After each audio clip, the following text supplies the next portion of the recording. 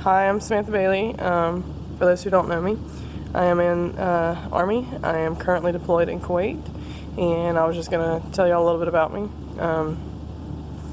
I joined the Army in 2007. I'm in the National Guard. I joined the National Guard in 2007, and my plans was to utilize their benefits for college so I could get through college to pay for my school. I have an AA degree, but currently I'm deployed right now, obviously. I was going to tell you a little bit of things about deployment. So the plus sides to where I'm at is it's peaceful. But this is how it all began. I was in a different platoon, and actually, I have a fly, sorry. I was actually supposed to be on a job site working outside, doing construction, electrician, plumbing, concrete pads, laying block, whatever we had to do. I was supposed to be doing that. It would have been strenuous labor for my deployment. It would have been cool and fun. I would have been doing mortar with my best bud, JP Pappas. She's a girl, Core. We've known each other for about 6 years now. I do miss her. She is my battle buddy. But the plus side of being here in Kuwait is the fact that I'm not outside. I'm fair skinned. I get sunburnt very easily. So that's a plus side being here. The second plus side is the AC environment. I don't have to be outside. It's like 120 degrees right now outside. It gets really, really hot. And our guys are in Iraq working outside in that. And so kudos and blessings to them for what they're doing. What had happened was my commander before deployment pulled me in his office and said, you have a lot of traits that are very respectable and you're a very smart NCO. I want to put you in a headquarters position running things in a location in Kuwait because we could utilize your assets better there.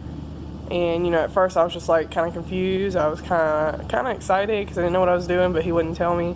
And I was kind of like, I didn't want to leave my platoon and my squad leader position with my squad. And but when your commander tells you something, you just have to do it. So actually, I do enjoy this because right now it's it's really peaceful here. I don't have to worry about too much. I just got to make sure that my guys here have what they need. I have to make sure the guys coming in and out are being picked up and transported around. And I have to make sure that all our stuff is sent in daily and weekly and monthly. I have to make sure we're getting our classes done. So just typical stuff like that. I have 2 5-year-olds at home. One is Alexandria Rain Bailey. She's my daughter. And then number 2 is Junior. His name is Lawrence. He's my nephew. Not going to get too much detail right now, but we took him in probably about 1.5 years ago. We got guardianship of him about a month before my deployment. I was so lucky to get guardianship of him right before I left. My sister's going through some hard times right now, and she had to make some choices. But she's getting better. But I'm hoping that, we can keep Junior long term because his ability to function has gotten so much better. His discipline, he has more discipline in his life, so the love is there. Like, he still has his moments where he flips out, but we're working on that slowly. My husband, I met him working at Burger King, believe it or not, when I was 19. I actually met him before that, but I really didn't know him because I was still a kid. He's like 32, I'm 28. That feels young when I say that. Sometimes I feel old. I'm still in my 20s, barely, but I'm there. But he came into my life, and a very random moment. I was basically supposed to be hanging out with a friend. It was a girl. We were supposed to go to a club, go dancing, because I had never been to one, and I wanted to go with someone I knew. And she kind of ditched me for her boyfriend, and Chris just kind of happened to be in the picture that day because I was driving down the road, and I saw him walking towards a restaurant, and I stopped and I said, hey, do you want a lift? And he said, yeah, I just want to grab something to eat at Hardee's. So I drove him up there, got something to eat, and we ended up hanging out for the rest of the day, and it was a really fun time, and it kind of hit it off. We was friends for a long time, and then all of a sudden it was just like, wow, you were here this whole time, and I never even thought about it. But we've been together since 2009. And then I had a little rough spot in 2010 because my father died, and I couldn't believe how supportive Chris was. You know, he had just started, you know, seeing each other in a dating status. I don't think we were exactly, you know, it was just a young part of our relationship. We were still learning about each other, so. But the fact that he was there, it made an impression in my life. And I think from that moment on, our relationship became pretty serious. And then we did end up getting married in 2012. I'm saying that because I'm thinking it's 2011. But I think it's 2012 on my dad's birthday, which was, no, we got married in 2011. It was March 3rd, 2011. I am so bad at this right now. So March 3rd, 2011, my dad's birthday is March 3rd, and we got married on his birthday to make him a part of our marriage, our life, even though he's not physically here. We wanted to have a bigger wedding, so what we decided to do was have another wedding.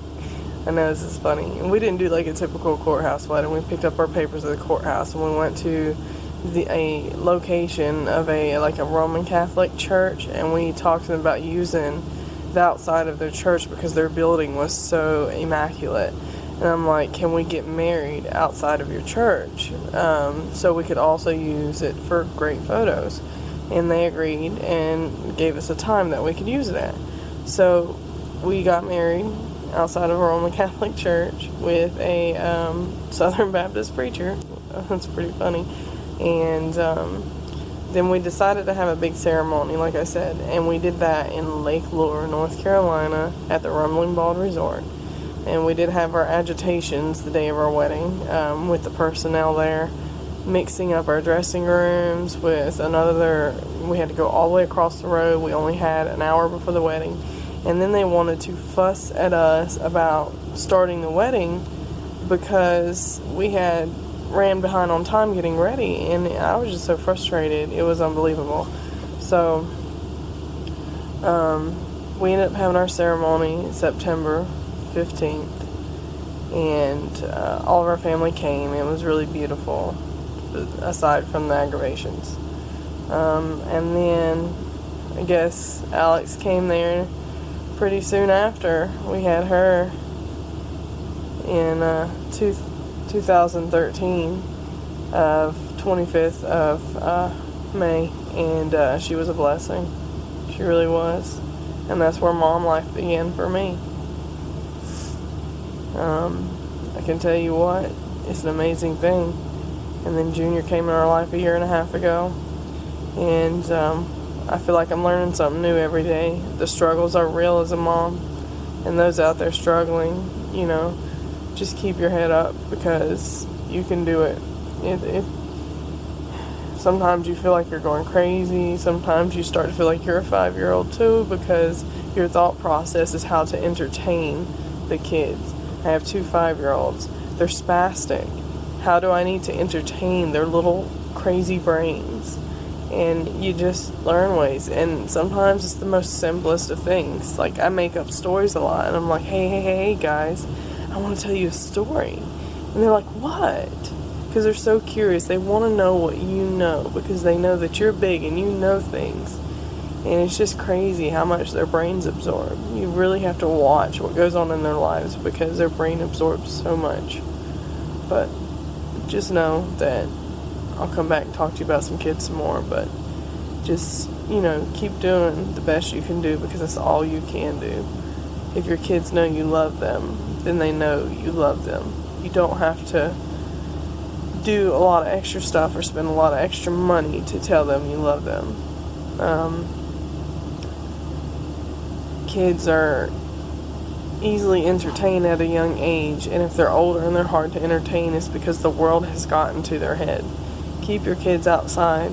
Keep them in the wilderness. Keep them, you know, adventurous. And trust me, when they get older, you'll have your complications. I'm not quite there yet. I'm gonna learn, but right now I'm having the time of my life. And yeah, I miss my kids right now, and I can't wait to see them, but we're going to go to Disney World at the end of this year, and I'm hoping I'm still doing this then because I could show y'all some pretty cool stuff. I've never been to Disney World, so I might turn into a 5-year-old too.